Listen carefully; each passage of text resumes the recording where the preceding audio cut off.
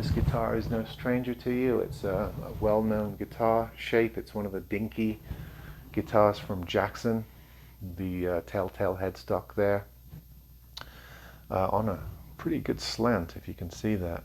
They really angle back, the old hockey stick. This is one of the not quite beginner series. It's not a JS22, it's a JS32 with the arch top. This is poplar also, with a quilted maple top. There you go, there's a bit without the glare. The usual Jackson shark tooth inlays on the fretboard, sort of a standard thing with them. String through body, there you are.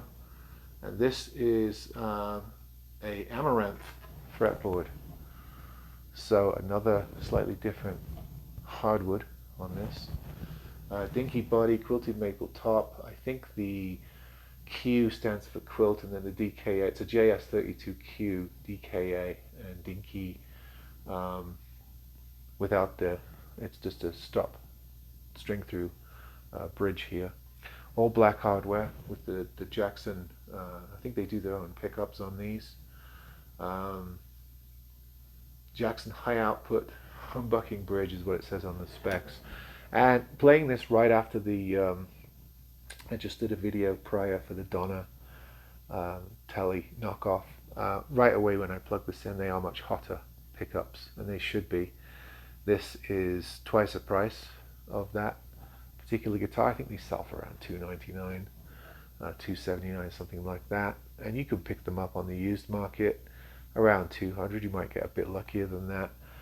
But what I would say is really nice about this guitar, the first thing you notice is the neck. It's a really, they call it the speed neck, and it is very, very slick. It's narrow. It's very much a modern style neck. Nice frets. I didn't have to do anything on this guitar. It's really nice to get a guitar and you go like this. Wow, it's really nice. No burrs or anything. Action was quite good out of the box. Didn't have to mess with it too much, and that's what you get with these higher brands. They have a bit more QC. Sometimes you get some of the same issues, but a lot of the times they're slightly better set up. They should be. Has a graphite nut, maple neck. I think it's Canadian maple, and I've already told you it's a poplar with a quilted maple cap, and this is the transparent black finish on that. All black hardware, simple toggle switch with tone and volume, 2 humbucker. So, you know, no coil taps or anything like that.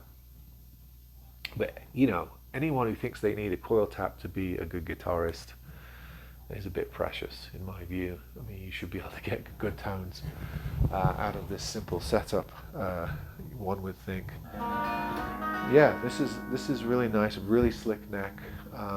And I think it's profiled, is that the word they use? It's radiused differently as you go up to fit ergonomically. You don't get those kind of specs usually in this price range. You normally have to pay a bit more. I don't know why I just haven't run into a lot of Jacksons.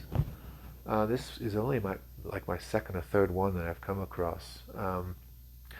Probably I avoid them because they're kind of ubiquitous, and the resale value on them on the JS22s, the Minions, is not that great. You can pick them up anywhere really cheap. But once you get into these slightly higher models, I think they're well worth the money. Yeah, I mean, considering that, you know, your IYVs and your Fireflies, they're sort of notching up to 250, 300 per guitar now, and you know, this is 300, so I think you get a lot. You get a lot of guitar for the money with these slightly second tier, I would say, Jackson guitars. Very good. If you like that sort of profile, you know, sort of associated with hard rock and metal, you know, Jackson, Charvel, BC Rich kind of compete with each other in that arena.